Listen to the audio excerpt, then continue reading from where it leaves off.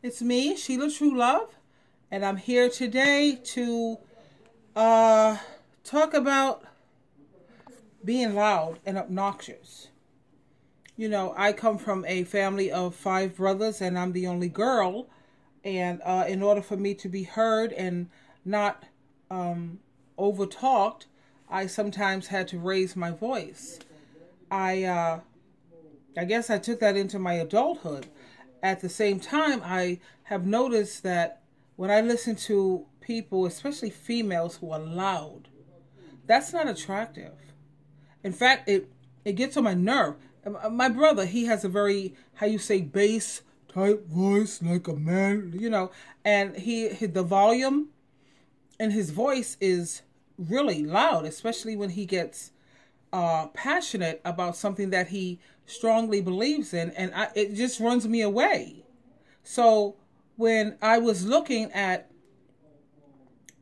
the way, you know, he made me feel, I had to stop and take a self inventory. You know, there's times when I have raised my voice or I'm talking loudly, and it's not attractive, especially on a female. It really isn't. And I know a lot of ebony women have to be very mindful of this. Um, I pray to my Heavenly Father about it. And so far, He has been working with me. You know, He's working on all of us to help us to make the necessary adjustments that we need to make. And I'm so grateful. So I just, when I'm speaking, especially if someone is saying something and I know that I'm right, I've learned, you have to sometimes just let them have the last word. You have already put the information out there. They already know your stance. And let them have their say. You have to learn to let people have the last word. Sometimes that's necessary. And it's wise. Throughout the Bible, it tells us to be wise. It doesn't say to be wise once or twice or three. No, it's throughout that Bible, it's constantly saying be wise. So sometimes it's just wise to let the person have the last word. You already made it clear how you feel. And yes, I stand by what I say.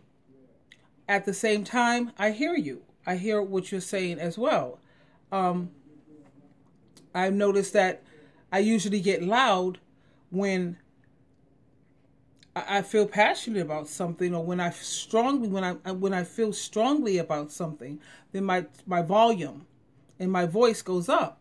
So I've been praying to my Heavenly Father about that, and normally I try to keep my volume between it's like on a scale of 1 to 10. I try to keep my volume between a 3 and a 5. And so far it's been working. I can only imagine what my children must have gone through having such a loudmouth mom.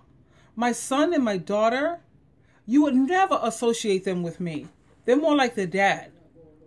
Their dad was very soft-spoken. Every man I've been with, except for my other husband, who I just recently divorced, but every man I've been with have been mild-tempered. They're very mild-tempered, not no pushover, and they got their point across, but they did it in a mild way. And my son and my daughter, they're just like their dad. Their dad is very mild. He was a very mild-tempered man. That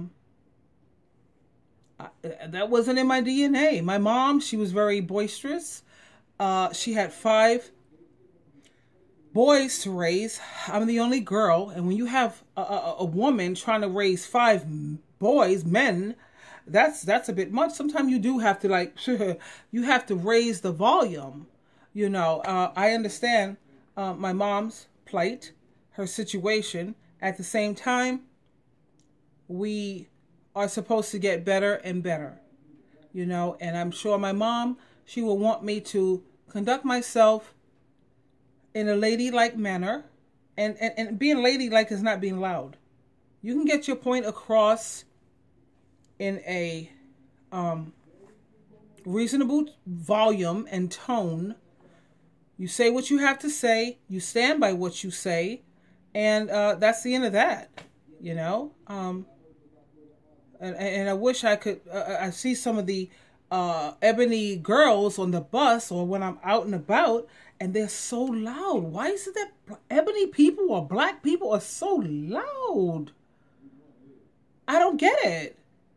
Other people could speak calmly and with the proper volume, but ebony people, we tend to be so loud. I think it's because we're very passionate people. We are fiery.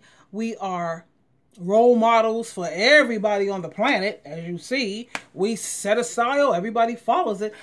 Maybe that comes with part of being a leader. At the same time, we still need to turn that volume down. Turn down the button like you on the radio. You know, when the music is too high, you turn the volume down. Turn it down just a notch.